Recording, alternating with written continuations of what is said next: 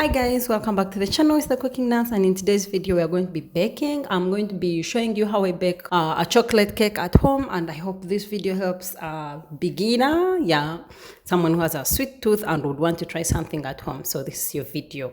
And before I get into the video, I'd love to request you guys to subscribe if you haven't subscribed yet. Turn your notification bell on so that you don't actually miss out on any new uploads. Give this video a thumbs up if you like it. Leave me a comment on anything or any suggestions of videos you'd love to see on my channel, and I'll really appreciate it. So let's get into the baking.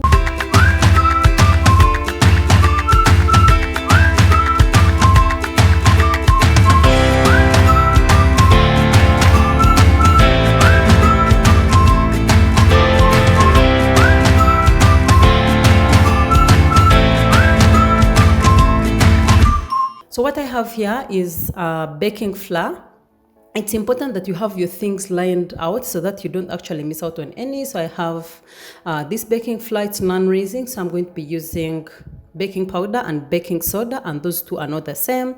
I have cocoa powder, I have sugar, I have margarine. If you can use butter, also better. I have 2 eggs and vanilla flavor. I have my measuring cups lined out, and then I have my mixing bowls and a whisk. So what I'm going to do right now is just first measure my dry ingredients alone in a separate bowl and put them aside. I'm using 2 cups of flour. Like I said, it's non-raising, but I think if you use self-raising, it would not need this. So I'm using 1 teaspoon and a half of baking powder.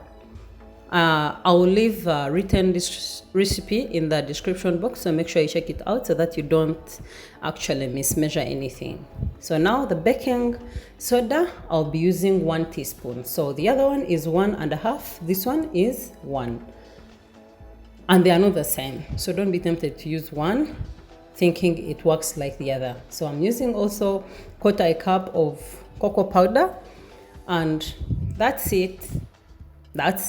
It's a little bit bitter, so it's not the sweet one, the one that has like already chocolate in it, the drinking one.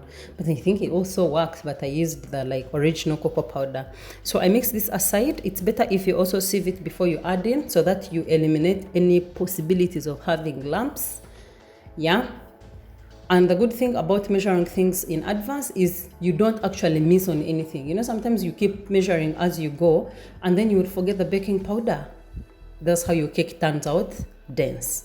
So I'm using 3/4 cup of butter, and I'm just going to put it in my mixing bowl, the one I'm going to be using for everything. And then I'm using 1 cup of sugar,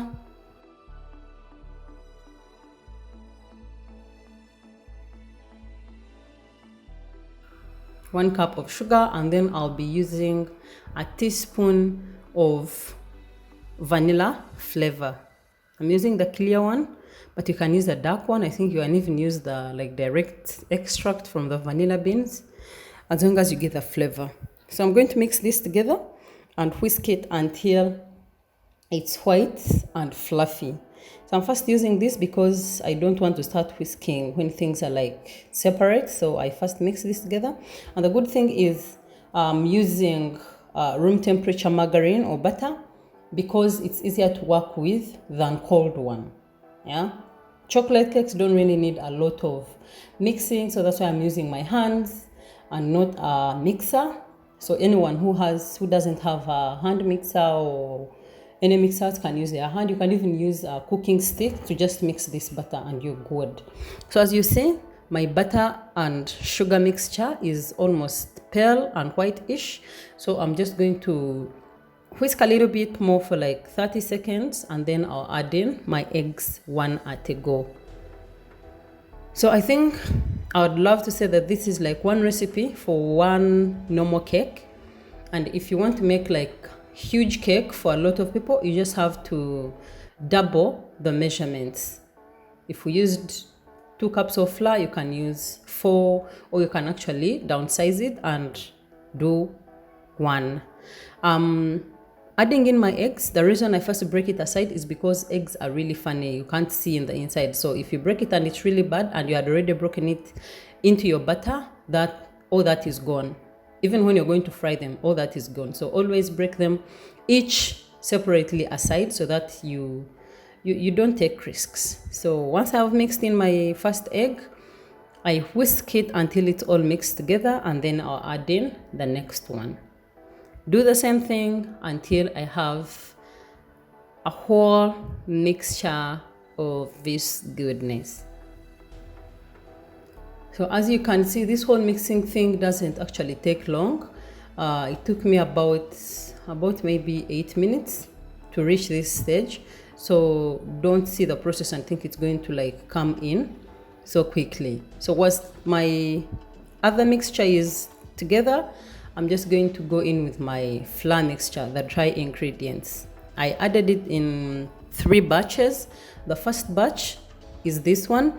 So actually I lost footage at this particular point, and you will see, but I'm going to explain because I had to refilm a little bit, but I like downsized the recipe and it was for 1. So once you're here at this stage, you will add in water. So I'm using 1 cup of water, and I just add it in now, flour, then water, and then I'll add in flour again, and then water, and then the last thing that goes in is flour. So this is the texture I wanted you to see. It's not like it's dead, so if it happens, you don't also be scared. When I was studying, when this came out, I was like, oh my god, my cake is done, like it's dead. And they were like, no, that's normal. So yeah, now I've added in my second batch of water, and I'm going to go in with the last batch of the dry ingredients. Usually it's better if you like finish up with the dry ingredients, because then you don't want the other texture to be the last thing you have going to the oven. So I just keep on tucking in and mixing together so that I don't have lumps, and I also don't overdo my butter, I don't overmix it. So that's why I'm using like this mixing spatula. Yeah.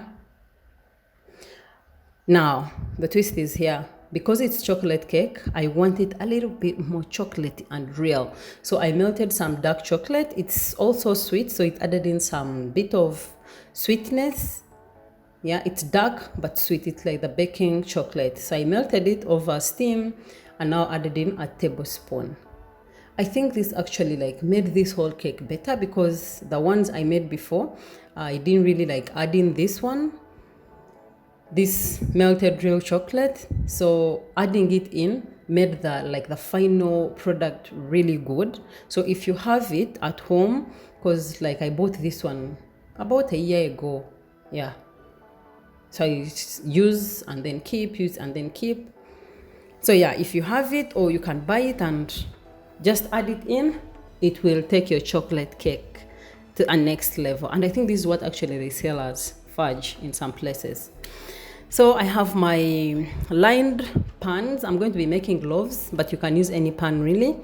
I just used butter and brushed it around my baking pan, my baking bowl, so that the cake doesn't actually stick in the sides when it is baked. This gave me 2 loaves. Yeah, 2 loaves of cake, chocolate cake, the most delicious chocolate cake I ever tasted or actually made. I also hated chocolate cake like real bad, because yeah, it didn't come out the first time I tried. But this recipe, yeah, it's a good one. And I actually added on some oats on top of one of the other loaf, so I see how it comes out, you know. I'm always like trying out something artistic. So now they are baking at 175 degrees Celsius. They are going in for 45 minutes or less. Yeah, but I checked at 45 minutes. Just stick in your skewer, and if it comes out clean, that means the cake is ready. If it comes out wet or with some residue, it means your cake is still raw and it still needs to go. So as you can see, my cake is ready. The loaves were delicious to die for, and the extra butter I told you about, I made like a ring cake and then put there some chocolate ganache, and it was a good one also. So thank you guys for watching up until this time. I hope I see you soon in my next video. Bye. Subscribe if you haven't, please.